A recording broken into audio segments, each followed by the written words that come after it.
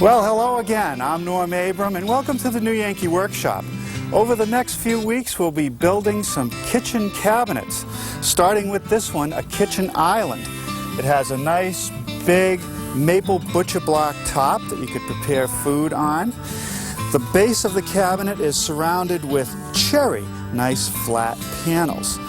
Behind two of these doors, which pull out, there are full extension drawers into which sit these containers.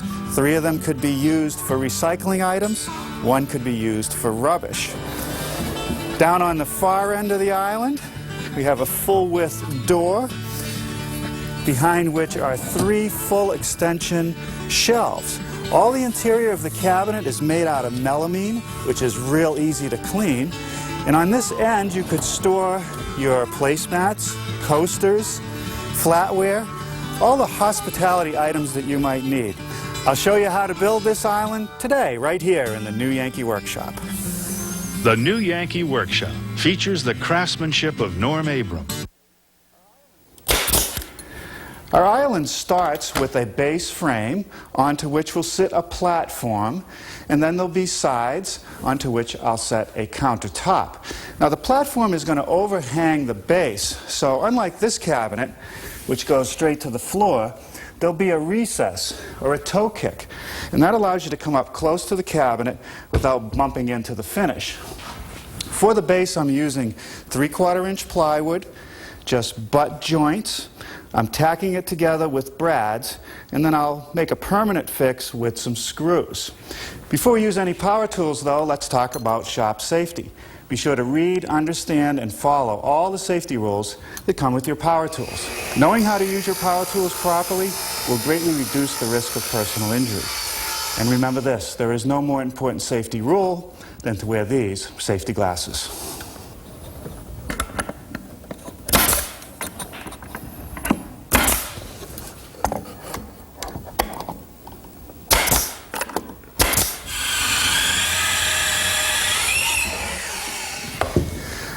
Here I'm beginning to cut the panels for the core of our island.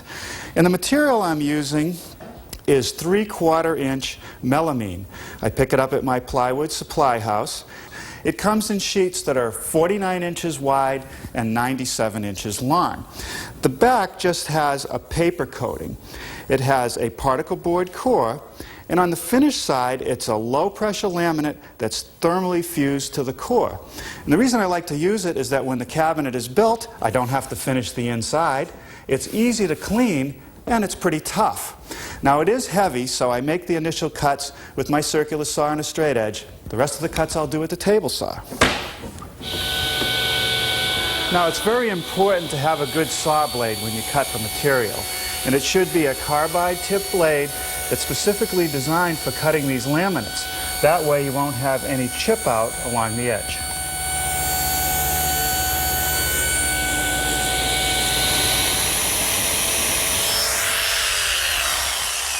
Here I'm making some notches in the tops of some of the vertical panels to receive these cross pieces, which will tie them together.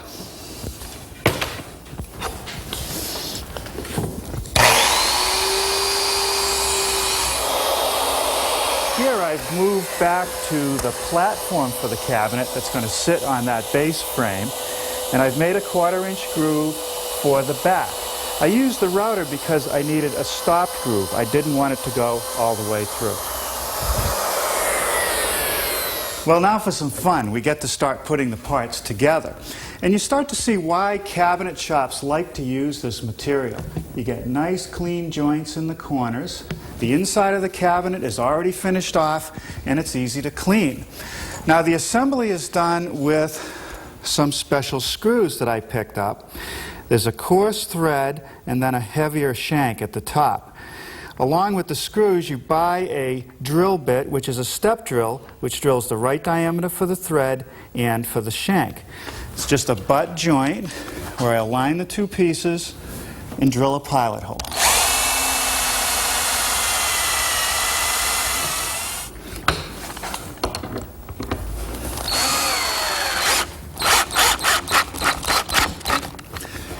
Now you could use a coarse thread drywall screw, but these screws are made especially for this particle board. Okay, now here's one of the cross pieces that fits into those notches I made earlier, and you can see that the cabinet is starting to get very rigid. Now what I'm going to do is turn this section upside down and bring the platform over and attach that using the same methods.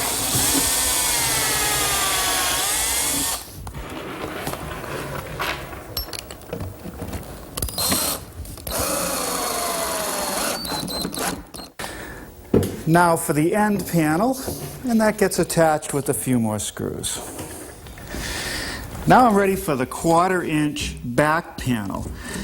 It's a piece with the melamine finish on the inside. Just slides in the grooves that I made earlier. And then the top cleat also has a groove, and that just drops on. And I'll attach it with some more screws. This is the cleat that ties the front edge of the cabinet together.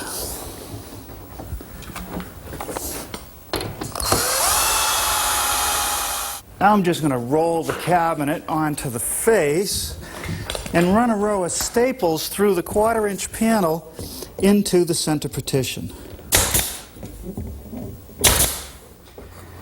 With the cabinet upside down again, I've centered the base so that it's equally spaced all the way around, and I'm taking these blocks of plywood, applying some glue to the bottom and the edges, and I'll attach them with some 1 1/4 inch brads.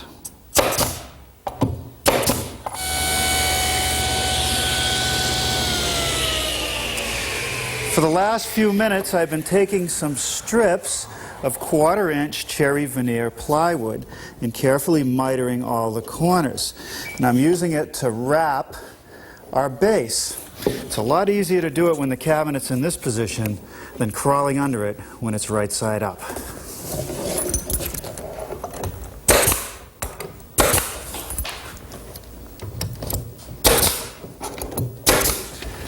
To cover the exposed edges, I'm going to use this plastic tape. It has a heat-sensitive adhesive on the back.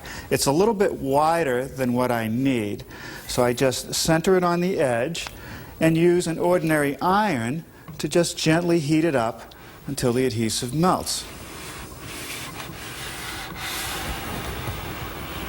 Now I don't want to put too much heat on it because I could actually scorch the material, and I'm not going all the way down to the corner. I want to leave those loose for the moment. For this top piece of tape, I'm going to go over the center piece and behind the end one. And I'll just tack it in the middle.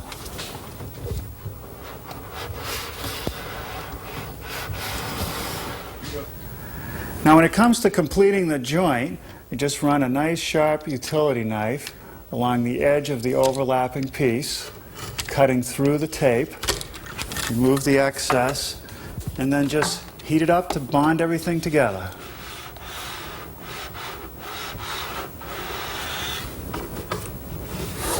Now, I told you that this tape is a little bit wider than the thickness of the panel, so I'm just using this razor sharp trimmer to make it flush.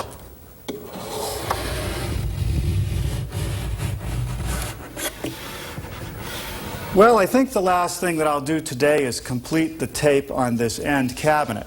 Tomorrow we'll build the drawers for the recycling barrels, and we'll build the pull-out trays. Then we'll wrap the whole thing in cherry.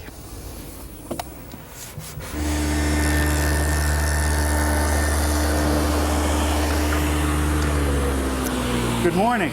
Today we're going to start by building the drawers. These large pieces are for the pull-out drawer that'll have the recycling barrels, and these narrower pieces are for the pull-out shelves. The first step is to make a groove that'll receive the 1/2 inch thick bottom. I've set it up for a 1/2 inch width and 3/8 inch deep using my stacked dado head cutter.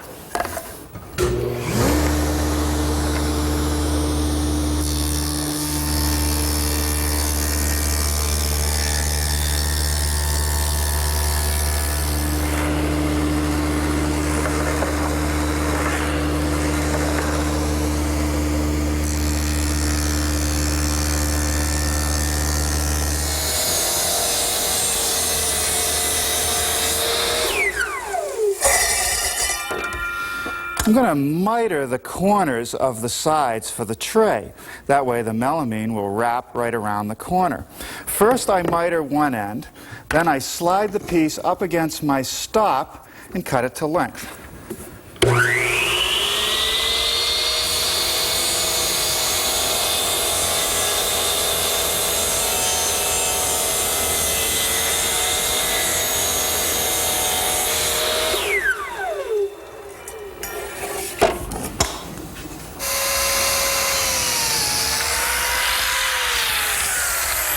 To reinforce those miter joints when I assemble them, I'm going to use biscuits and glue. I don't want to use screws because I don't want them to show. That's what these slots are for. With glue on all the intersections and a little glob in the middle of the groove, I'm ready to start putting the pieces together. Just slip the bottom panel in, and then the side pieces.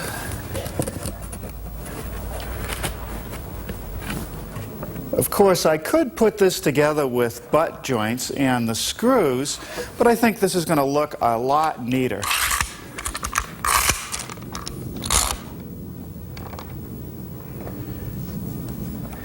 Now the drawer for the recycling bins goes together with first the bottom sliding into one of the side pieces. Here's the back. These are just butt joints. Here's the tall front piece. And I'm going to assemble these parts just using the screws, the same type that I used in building the case, because none of the edges are going to show. The front door is actually going to cover these edges.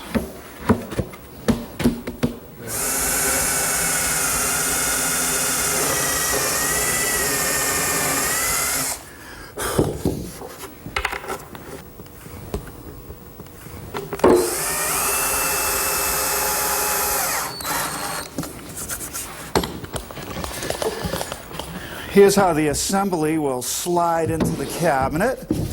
We'll install the tracks later. All I have to do now is edge band the exposed edges and build another one.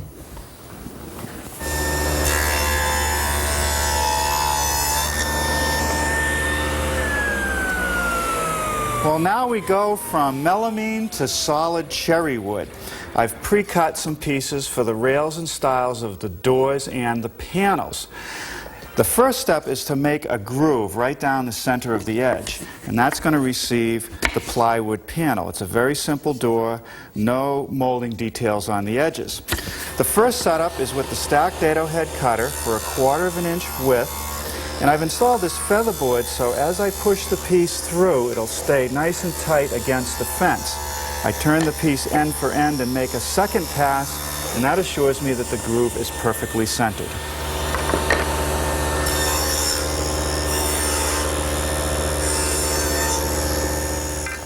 For the last few minutes I've been making this sample of one of the rails which is going to join to the stiles of our door. I've formed a tenon on the end, and that fits into the groove that I milled earlier. There's plenty of surface area on the tenon, so when I apply the glue it makes a nice strong joint. The panel will simply slide in the groove. Now to form those tenons, I'm using the table saw. I've set up the stacked dado for a little wider than 1/2 inch, and I have this sacrificial fence so the blade won't hit the metal fence. With my miter gauge set at 90 degrees, I run the piece through first on one side, then on the other side. 2 passes makes perfect tenon every time.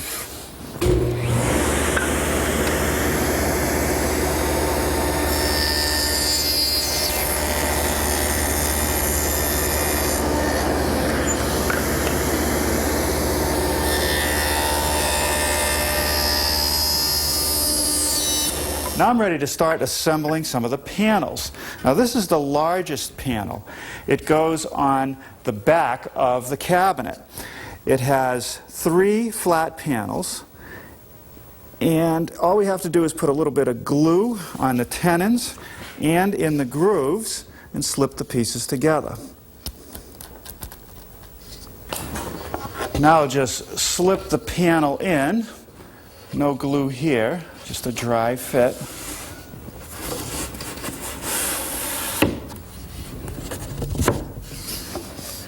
and connect it to the top rail. Before I applied the glue, I put a couple indicator marks on the top and bottom rail so the intersection would be in the right place.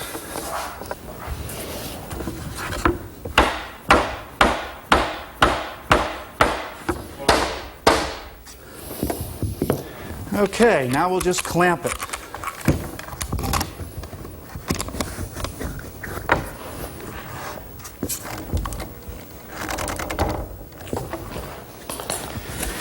Now here's one of the end panels, and I'll just slide that into place.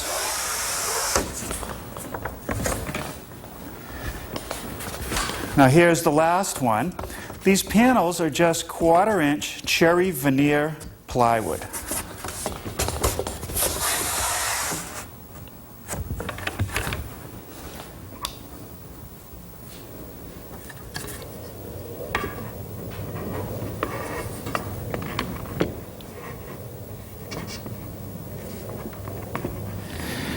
Well, it sure is nice to have these long clamps for these big panels. We'll set this one aside and build 5 single panels.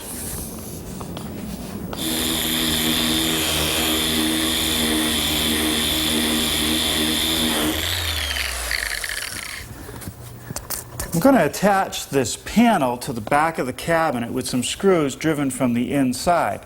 These are just fillers that I'm going to put in place so that when the screws go through the 1/4-inch back, they won't deform it.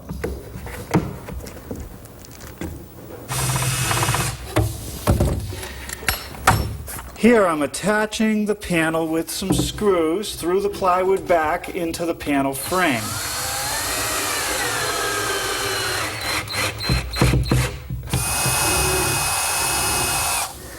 First, I drill a pilot hole, and I'm using these finish washers. I slip the screw through the washer and then drive it in the hole.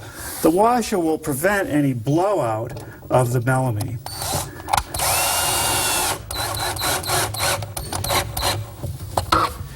And we'll attach the end panel using the same methods.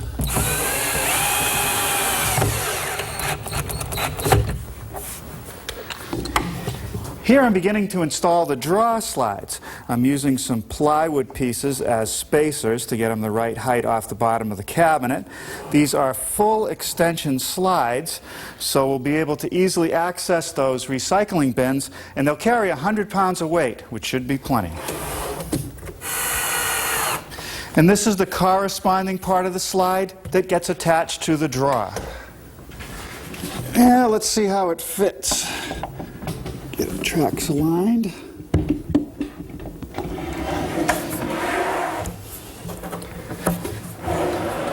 And it slides all the way out. Beautiful.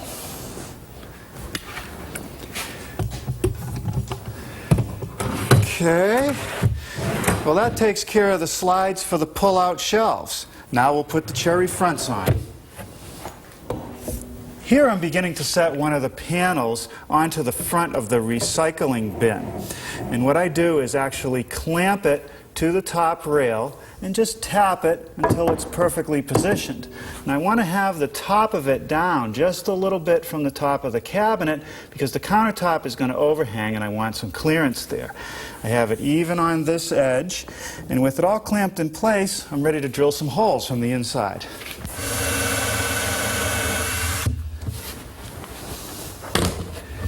Now we'll just attach it with a screw and another finish washer.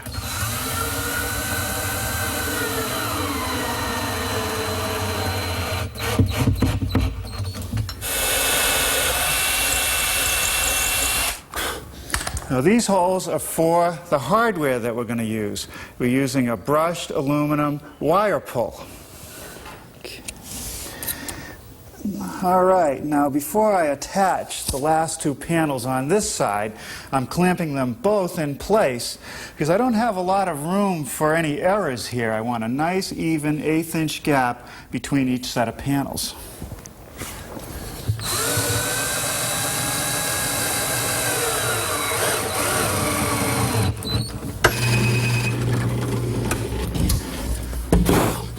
Now that hole that I just made is for the European style hinge that I'm going to use to mount the door. At the same place I bought the hinge, I bought this special 35mm bit to bore the hole. The way that this hinge works is that the part with the cup goes on the door, and this plate right here goes inside the cabinet, and that gets attached with a couple screws.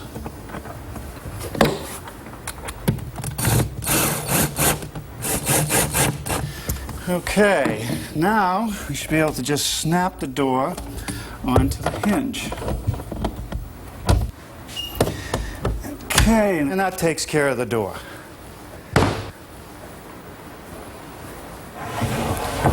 Now I picked up a piece of 1.5" maple butcher block from my countertop supplier, and that really dresses it up. I don't think I'll attach the top right now. I think we'll put some finish on the base. For a finish on our kitchen island, I'm going to use a Danish oil. It really brings out the beauty of this cherry. Now what I do is apply a liberal coat and let it sit for about 30 minutes. Then apply another coat and let it sit for another 20 minutes or so, and then wipe off any excess. Of course, the more coats I put on, the richer the cherry is going to look. Well, there are a couple more things I want to do to this butcher block top before I install it. I'm going to use my belt sander to round over the corners to take away that sharp point.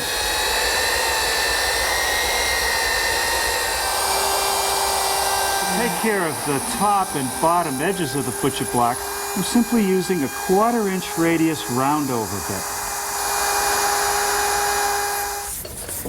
Well, now I'm ready to permanently attach the butcher block to the cabinet.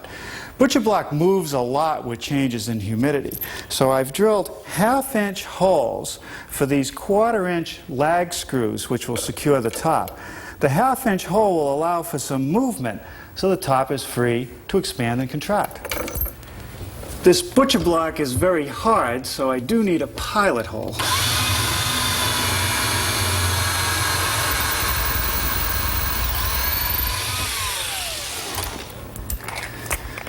And then we'll just drive the bolt snug.